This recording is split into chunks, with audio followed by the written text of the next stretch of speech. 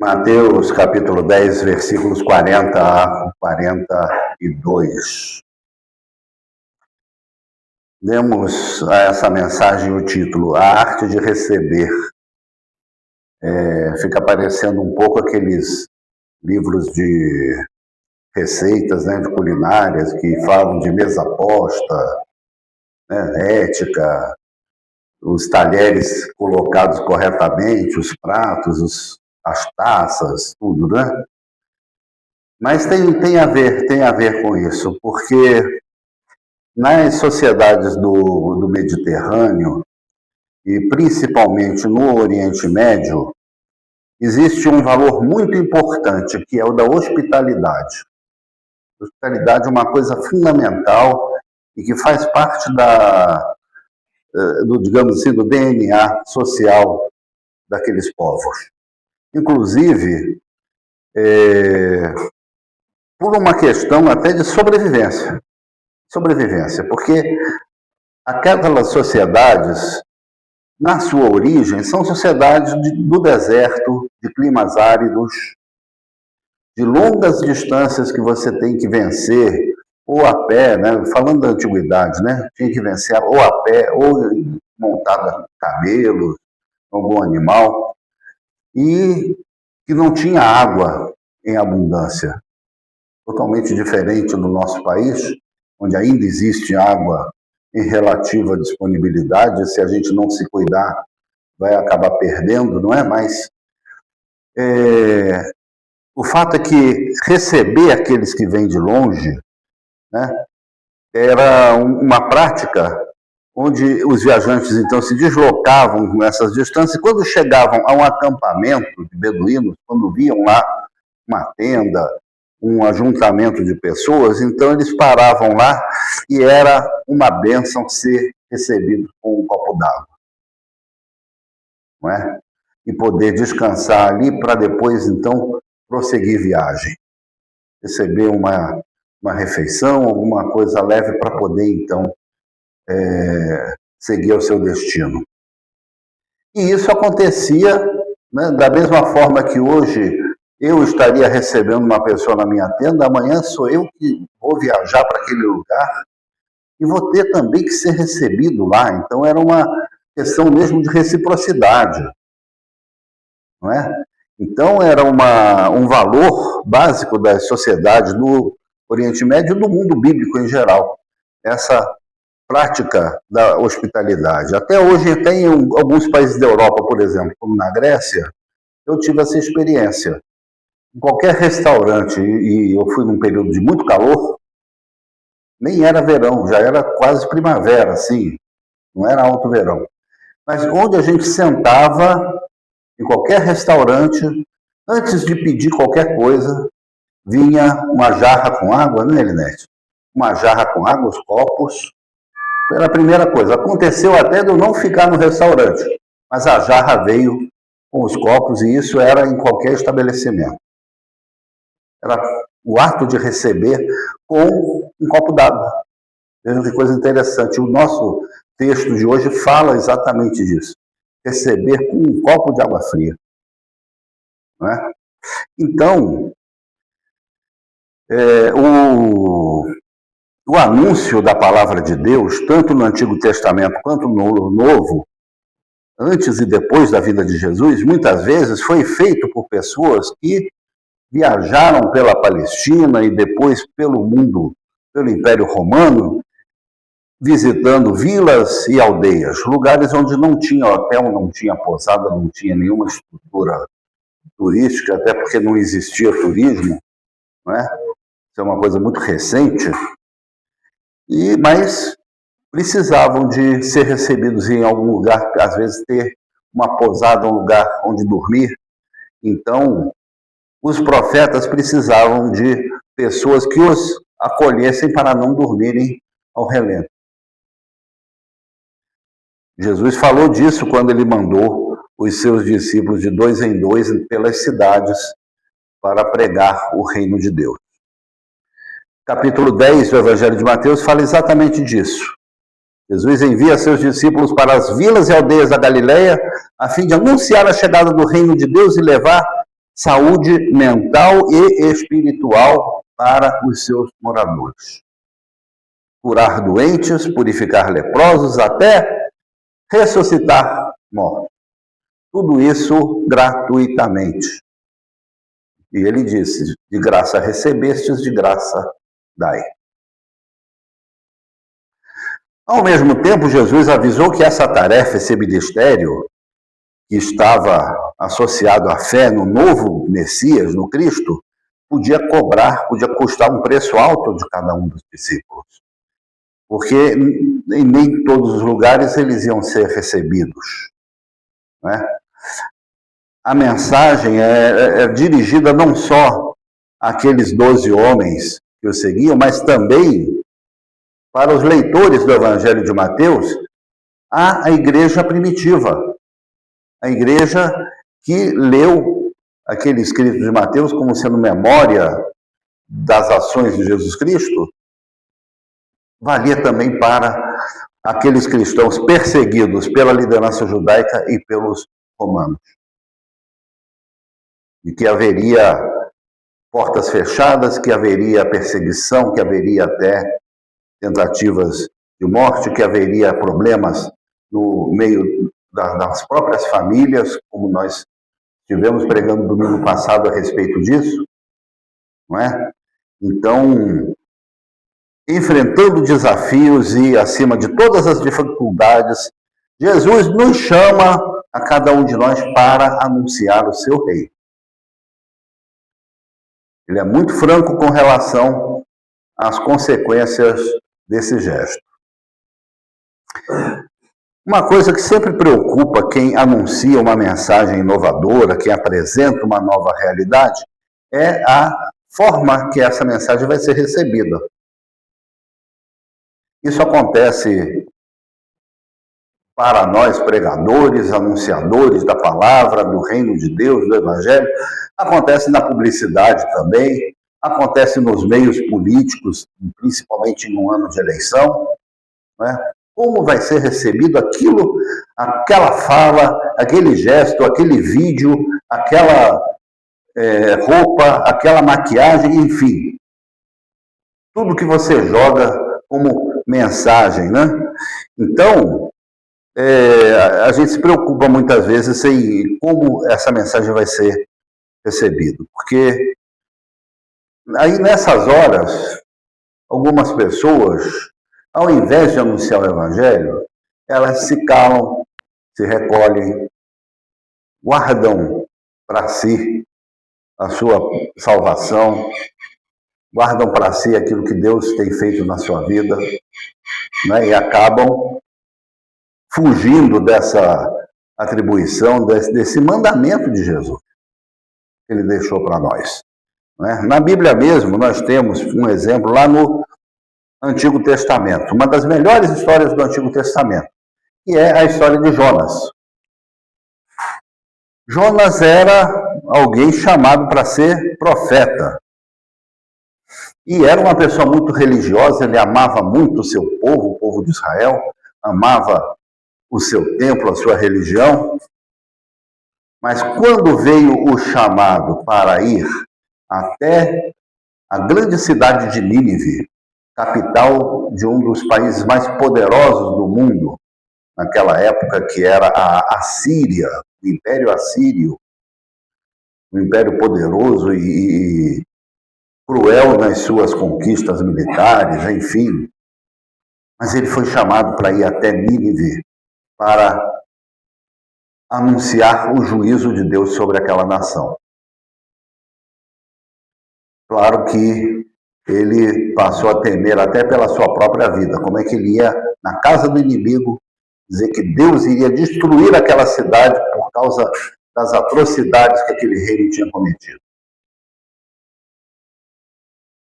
E o que ele fez, Jonas, então? Ele pegou um navio com um destino na direção oposta, de Jerusalém para Nínive, em direção ao leste. Ele tomou um navio na direção oeste, para o mar Mediterrâneo, indo para um lugar chamado Tarsis. Tarsis, atualmente, corresponde àquela região ali da Península Ibérica, do Mediterrâneo Ocidental, onde existem praias belíssimas, né? A Côte d'Azur, né, da França, ali Nice, Cannes, não é? A Costa Brava espanhola também, ali, Ibiza, né, as Baleares, tal.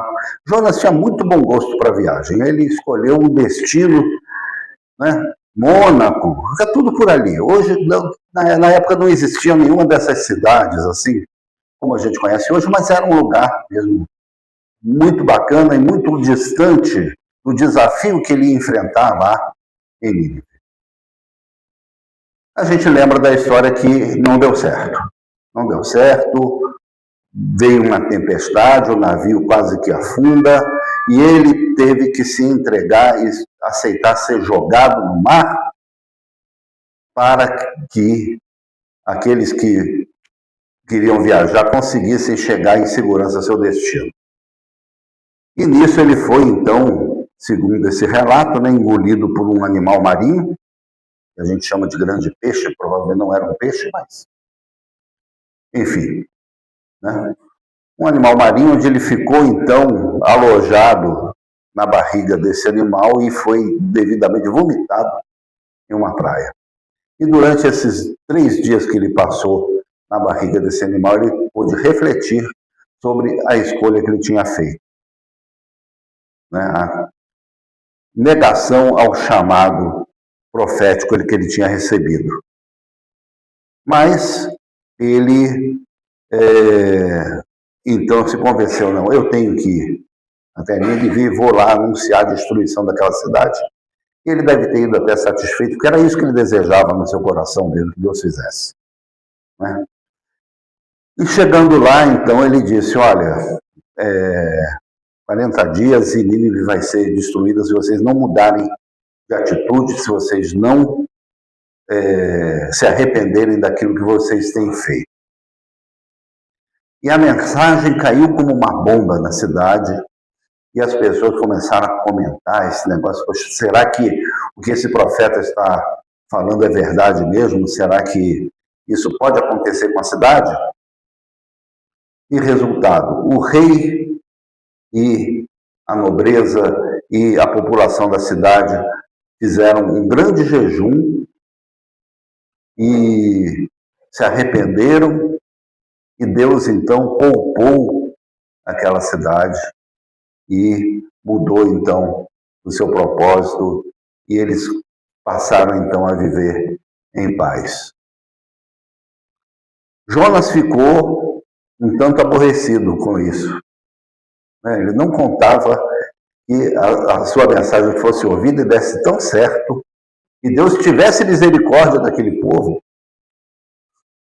a ponto que ele se recolheu num lugar lá onde tinha um caramanchão, assim, uma planta trepadeira, e ficou lá na sombra dessa trepadeira. Só que ela secou e ele começou a ter que enfrentar um sol, e ficou muito aborrecido com a morte da trepadeira que lhe dava sombra. E Deus então chamou a atenção a ele e diz, engraçado, você tem pena da plantinha que dava sombra para você e não tem pena de uma cidade de 120 mil pessoas. 120 mil pessoas na antiguidade era muita gente. Assim, né? Hoje a gente tropeça em 120 mil pessoas aí, né? Andando na rodoviária de Brasília. Mas na época era muita gente. Né? Então, esse é o chamado de Deus para nós também. Não é? Muitos profetas foram perseguidos e assassinados, e nós temos aqui um exemplo muito interessante. Né? Nós sabemos a história dos profetas por causa dos seus discípulos, dos seus herdeiros, que preservaram por escrito as suas mensagens. O próprio Jesus, né, o evangelista João relata, no começo do seu evangelho, veio para os que eram seus, e os seus não o receberam. Jesus enfrentou isso. na sua vida, no seu ministério. Veio para o seu povo, veio para a sua gente e eles não o receberam. Até hoje.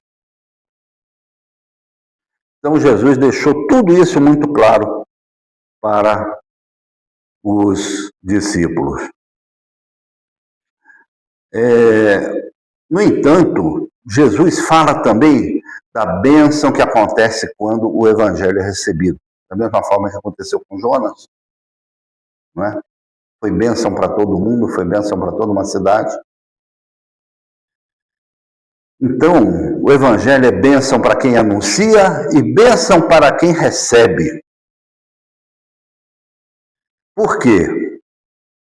Jesus sempre disse, olha, quem me recebe, recebe o Pai que me enviou. Quem me recebe, recebe o Pai que me enviou. E agora, ele estende essa associação.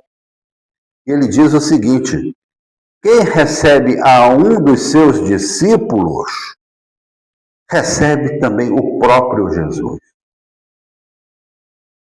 Vejam a seriedade, a profundidade desse chamado. Quem recebe a cada um de nós, recebe o próprio Jesus. Vejam a nossa responsabilidade nisso aí. Então, é o que ele fala no versículo 40. Quem recebe vocês é a mim que recebe. E quem recebe a mim, recebe aquele que me enviou. Nós já vimos sinal dessa bênção, por exemplo, no Antigo Testamento também, com um outro profeta. O profeta Elias. O profeta Elias teve uma fase da vida que ele viveu fugindo pelas cidades de Israel, da fúria da rainha Jezabel. Jezabel era uma rainha que promovia um culto a Baal, um culto idólatra na corte de Israel, e Elias não admitia aquilo, ele denunciava aquele culto. Então, Jezabel queria a cabeça de Elias a todo custo. E por isso Elias viveu se escondendo de cidade em cidade. Ele chegou numa cidade onde a situação era terrível, né? A situação do povo, muita pobreza, muita fome. O último lugar para você procurar ser acolhido, né? O último lugar para você procurar pousada, né? Estava todo mundo igual a ele. Mas ele achou uma casa onde ele foi acolhido. Quem acolheu Elias foi uma viúva. Viúva, entenda-se, uma mulher que perdeu o seu esposo e, consequentemente, deve ter sido rejeitada pela própria família do ex-marido, porque eles não tinham nenhuma responsabilidade com a esposa do falecido. A não ser que fosse uma família muito bacana, muito boa, mas, via de regra, eles não tinham nenhuma obrigação com a viúva. Então, muitas delas eram retiradas da família. E essa viúva, então, morava numa casinha com seu filho.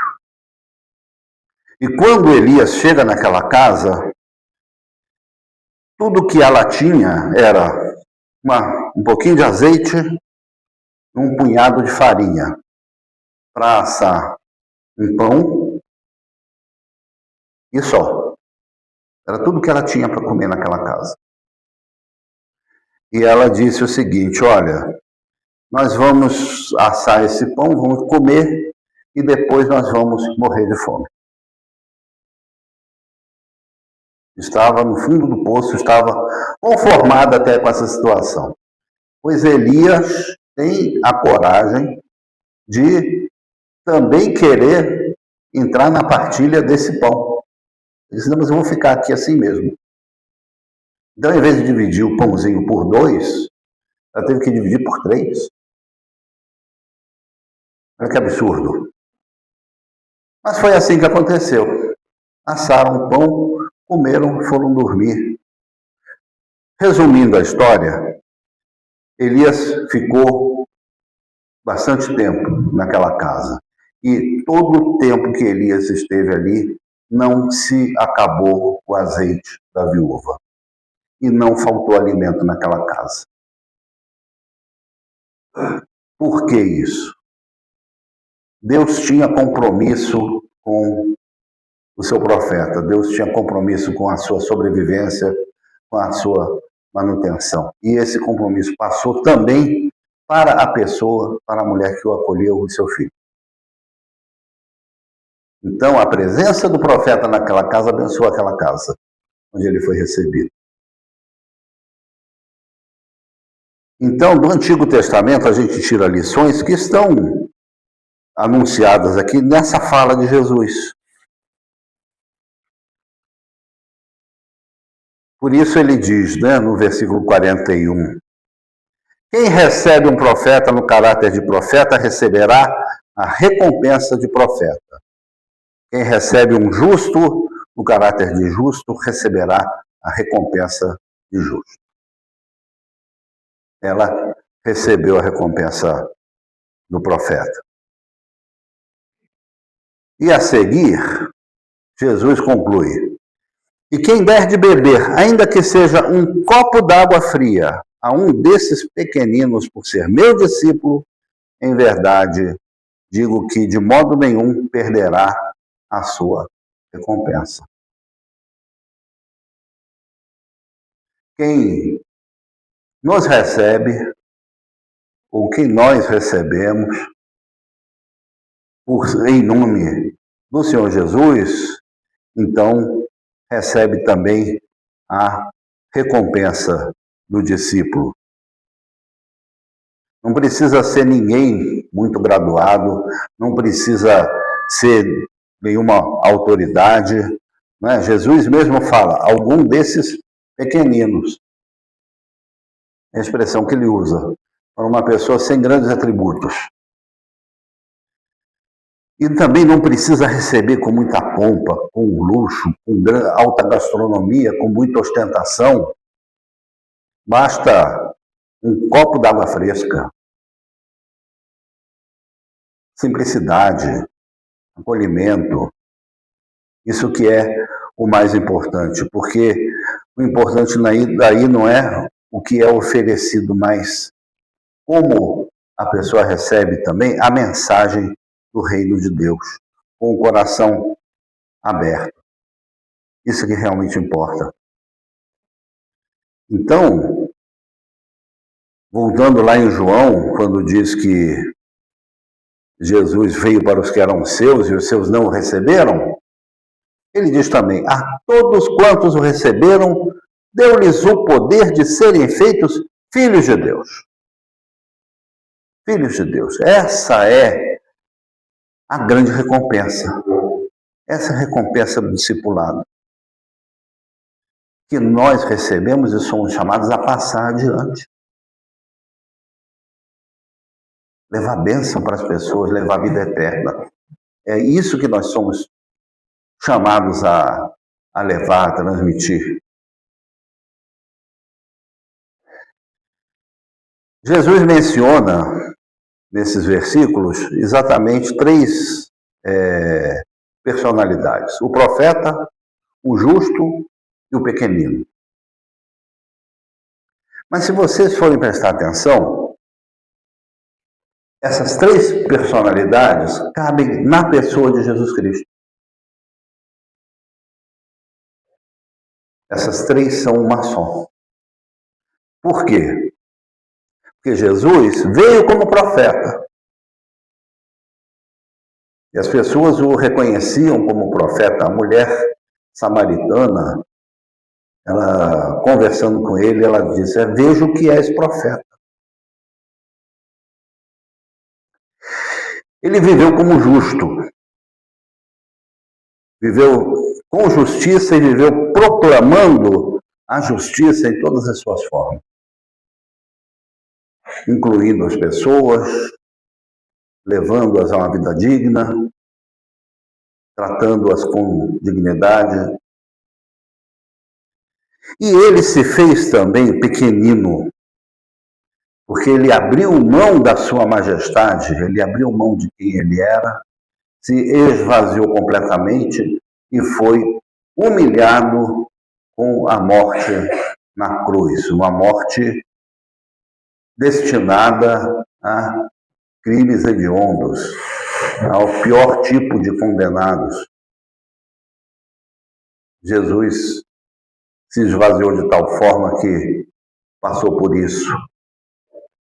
Então ele se fez pequenino também, abrindo mão da sua majestade cósmica, vivendo no meio de nós e sendo condenado à cruz.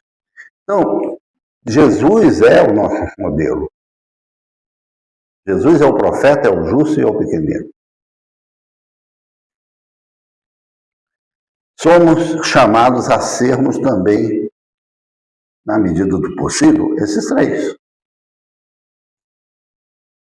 É isso que nós somos chamados, para podermos, então, ser recebidos como Jesus foi recebido, né? Então, o nosso grande convite nessa noite é a você que nos ouve para receber a palavra e a pessoa de Jesus Cristo na sua vida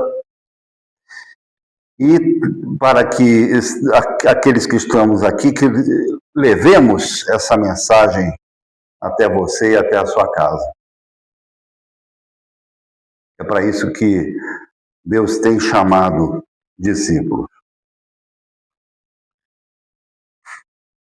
Existe um hino muito tradicional no nosso cenário que diz: deixa a luz do céu entrar, deixa o sol em te nascer. Esse é o convite que Jesus nos faz essa noite. Amém?